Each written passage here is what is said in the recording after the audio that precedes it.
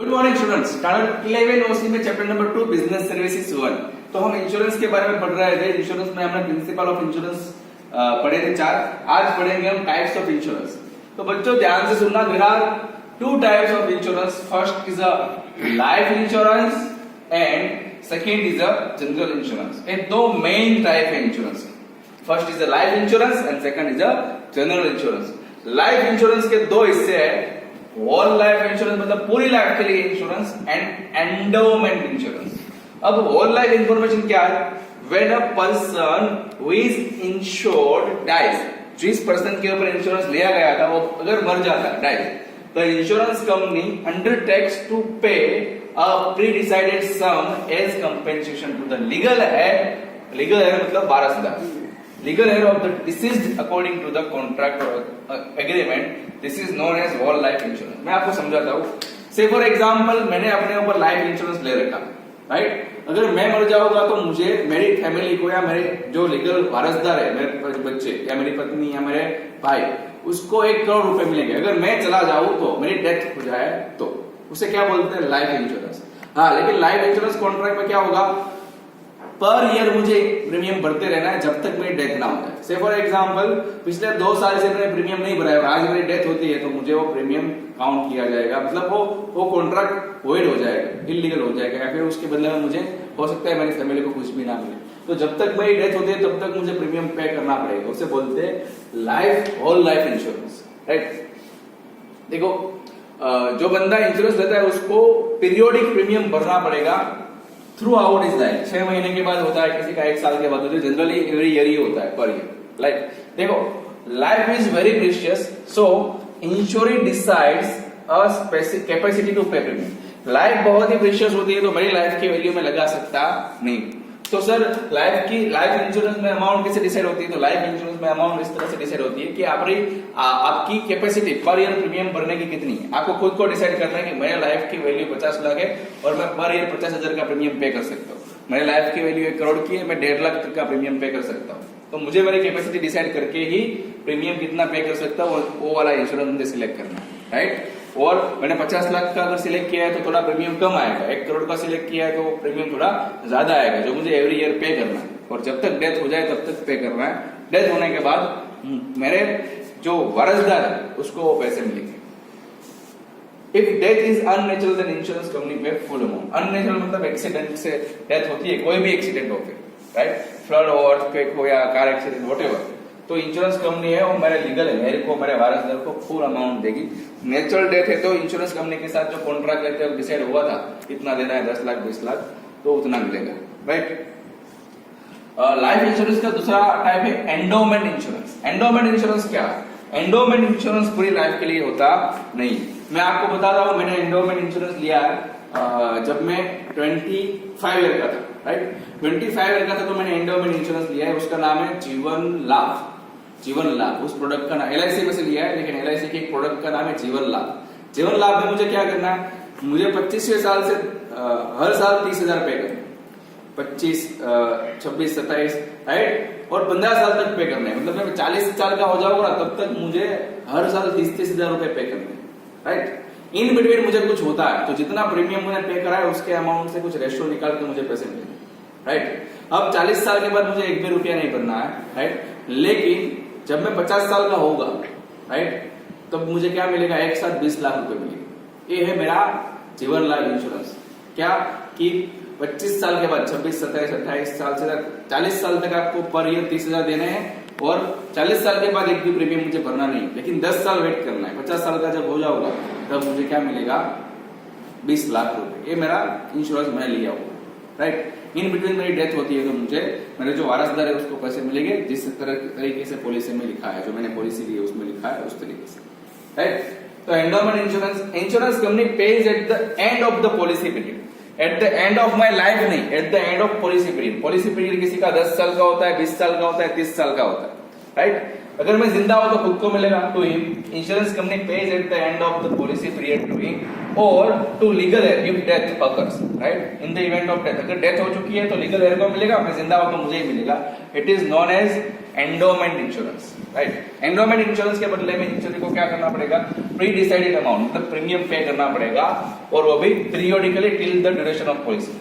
मतलब पॉलिसी मेरी 30 साल की है तो मुझे 30 साल तक पे करना है, किसी की 10 साल की होती है तो जितनी भी पॉलिसी की ड्यूरेशन है तब तक मुझे प्रीमियम पे करना है। होल लाइफ इंश्योरेंस में जब तक डेथ नहीं होती तब तक प्रीमियम पे करना है, राइट। तो लाइफ इंश्योरेंस में दो type, whole life insurance and endowment insurance. उसके बाद है number 2 general insurance. General insurance में भी अलग अलग टाइप है, goods and transportation insurance, fire insurance, other general insurance, 3 type है। तो पहला है goods transportation insurance. Goods and transportation insurance में एक है मरीन इंश्योरेंस। मरीन इंश्योरेंस मतलब जो पानी से ट्रांसपोर्टेशन आता है उसके ऊपर इंश्योरेंस। देखो transportation through sea is a economical but risky and slow. Transportation पानी से होता है समंदर से, वो सस्ता है लेकिन रिस्की भी और बहुत स्लो है, राइट। तो 18वीं सेंचुरी में जब इंटरनेशनल ट्रेड होता था वो सब मरीन इंश्योरेंस से ही होते थे, और इसलिए बोल सकते हैं मरीन इंश्योरेंस बहुत ही पुराना है और बहुत ज्यादा यूज करा जाता है। लॉयड्स करके एक बंदा था, Lloyd's of London, first to started this marine insurance. इसीलिए मरीन इंश्योरेंस के 325 साल से भी ज्यादा साल से लॉयड है, वो लोगों का विश्वास जीता है और बहुत सारे लोगों को सर्विस दी, राइट। मरीन इंश्योरेंस में क्या होता है, आपने कोई गुड्स भेजा है जो आपने शिप में डाला है, अब समंदर में तूफान आता है या लुटेरे, समंदर के लुटेरे उसे लूट लेते हैं, तो इस अलग अलग तरीके से क्या होता है हमारा गुड्स डैमेज हो सकता है। तो गुड्स डैमेज होगा, उसके बदले में अगर हमने मरीन इंश्योरेंस लिया है तो जितने का हमारा गुड्स डैमेज हुआ है उतना अमाउंट हमें कौन देगी, insurance company. Then after air insurance, 19वीं सेंचुरी से एयर इंश्योरेंस स्टार्ट हो गया, एयर ट्रांसपोर्टेशन स्टार्ट हुआ। तो एयर के ऊपर भी देखो बहुत valuable and light weight goods है, वही एयर के थ्रू ट्रांसपोर्ट किया जाता है, तो इसका प्रीमियम भी बहुत ज्यादा होता है और ये भी बहुत यूज ज्यादा हो रहा है, क्योंकि एयर के थ्रू फ्लाइट क्रैश होने के चांसेस है या बहुत सारे अलग अलग गुम हो जाता है हमारा गुड्स, तो ऐसा अलग अलग डैमेज होने के चांसेस है, तो इसके बदले में भी इंश्योरेंस दिया जा सकता है। और अब है rail and road insurance. Rail और रोड इंश्योरेंस में थेफ्ट, डेकोइड मतलब सड़ जाता है, खराब हो जाता है, डैमेज हो जाता है, एक्सीडेंट हो जाता है, चोरी हो जाता है, गुम हो जाता है, ये सब अलग अलग रिस्क है। तो रेल या रोड इंश्योरेंस के थ्रू भी अगर हम रेल या रोड के थ्रू भी अगर ट्रांसपोर्टेशन कर रहे हैं तो उसके ऊपर भी रेल या रोड इंश्योरेंस हम ले सकते हैं, राइट। जनरल इंश्योरेंस में पहला गुड ट्रांसपोर्टेशन, दूसरा फायर इंश्योरेंस। फायर इंश्योरेंस क्या है, इंश्योरेंस कंपनी है वो क्या करेगी,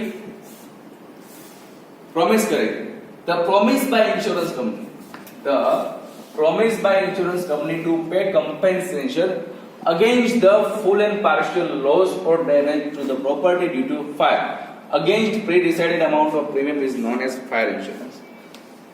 क्या होता है, मेरी कोई प्रॉपर्टी है या मेरा कोई गुड्स है, उसमें अगर आग लग जाती है तो वो आग लगने की वजह से कितना नुकसान हुआ। मेरी प्रॉपर्टी तो वैसे 1 करोड़ की थी, लेकिन नुकसान कितने का हुआ, 30 लाख का हुआ या 10 लाख का हुआ या 50 लाख का हुआ, वो डैमेज मुझे कौन देगी, इंश्योरेंस कंपनी।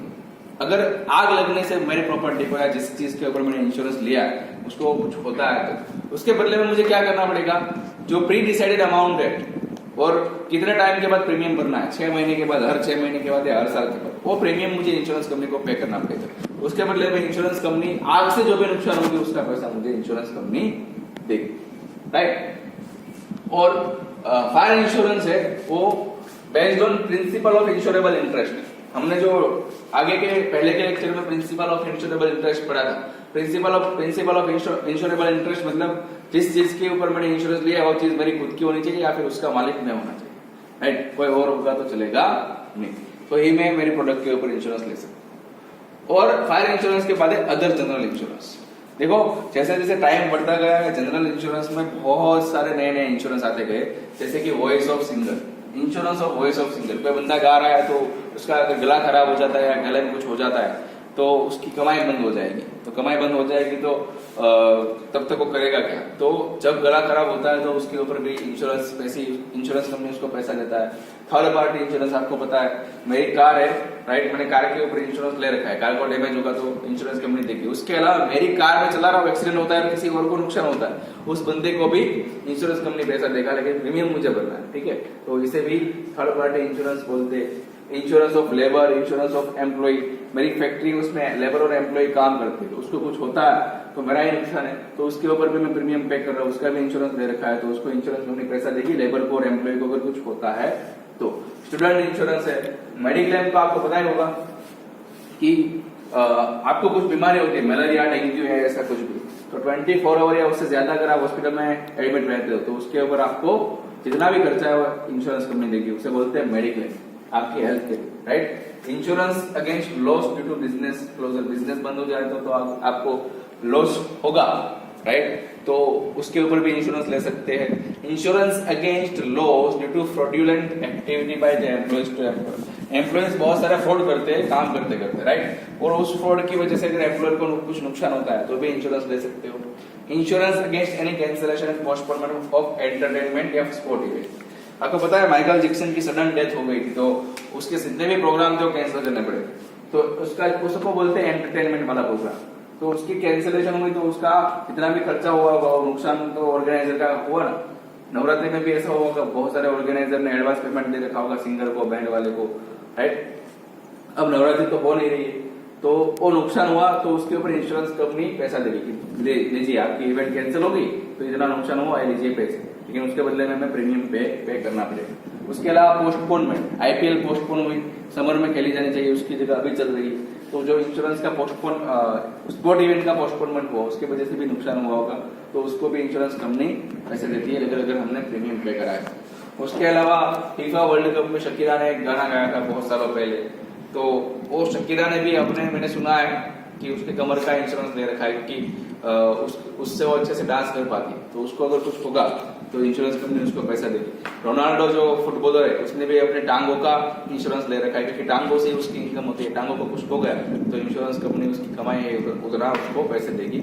लेकिन हाँ, रोनाल्डो ये सब शकीरा है सब उसके बदले में प्रीमियम बहुत तगड़ा पे करते हो, राइट। तो ये थे टाइप्स ऑफ इंश्योरेंस।